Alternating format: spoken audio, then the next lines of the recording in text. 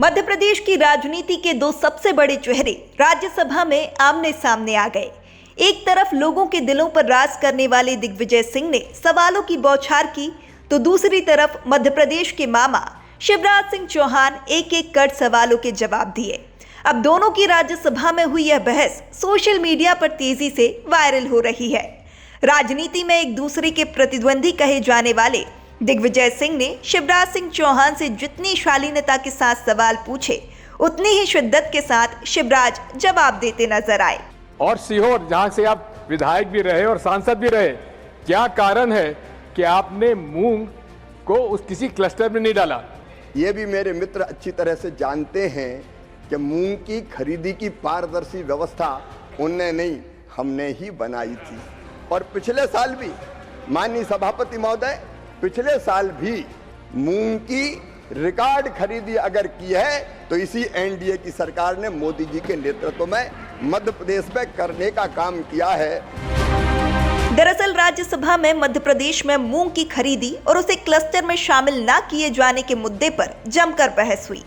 पूर्व मुख्यमंत्री दिग्विजय सिंह ने केंद्र कृषि मंत्री शिवराज सिंह चौहान के संसदीय क्षेत्र होशंगाबाद, सीहोर और हरदा का हवाला देते हुए पूछा कि यहाँ थर्ड क्रॉप के रूप में बड़े पैमाने पर मूंग उत्पादन हो रहा है, फिर भी इसे किसी श्रेणी क्लस्टर में क्यों नहीं रखा गया? इस सीजन में कितनी खरीदी हुई? दिग्विजय सिंह ने आरोप लगाया कि राज्य के अधिकारियों ने अधिक केमिकल पेस्टिसाइड उपयोग को वजह बताते हुए मूंग को अनहेल्दी बताया, जिसके कारण खरीदी देर से शुरू हुई। तब तक किसान फसल बेच चुके थे और इसका फायदा व्यापारियों ने उठा लिया।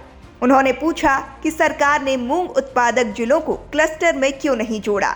इस पर केंद्र कृषि मंत्री शिवराज सिंह चौहान ने पलटवार करते हुए कहा कि उन्हें खुशी है कि पूर्व मुख्यमंत्री को उनके संसदीय क्षेत्र की चिंता है।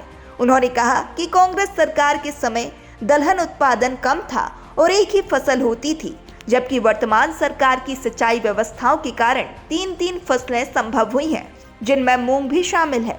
उन्होंने दावा किया कि मूंग की खेती बढ़ने से किसानों की आय में वृद्धि हुई है। शिवराज ने कहा कि मध्य प्रदेश में किसान गर्मी के मौसम में करीब 20 लाख मीट्रिक टन दलहन उत्पादन कर रहे हैं और मूंग की पारदर्शी खरीदी व्यवस्था वर्तमान सरकार ने बनाई। पिछले साल भी रिकॉर्ड खरीदी एनडीए सरकार के नेतृत्व में हुई। उन्होंने कहा कि भावांतर भुगतान योजना और भौतिक खरीदी दोनों में से एक व्यवस्था लागू होती है, दोनों साथ नहीं चलती। उन्होंने यह भी कहा कि सीहोर, रायसेन, नर्मदापुरम और हरदा में मूंग का भरपूर उत्पादन हो रहा है, इसीलिए अलग से क्लस्टर की जरूरत नहीं है। सरकार मूंग उत्पादन को प्रोत्साहित कर रही है और आगे भी किसान से खरीदी सुनिश्चित की जाएगी।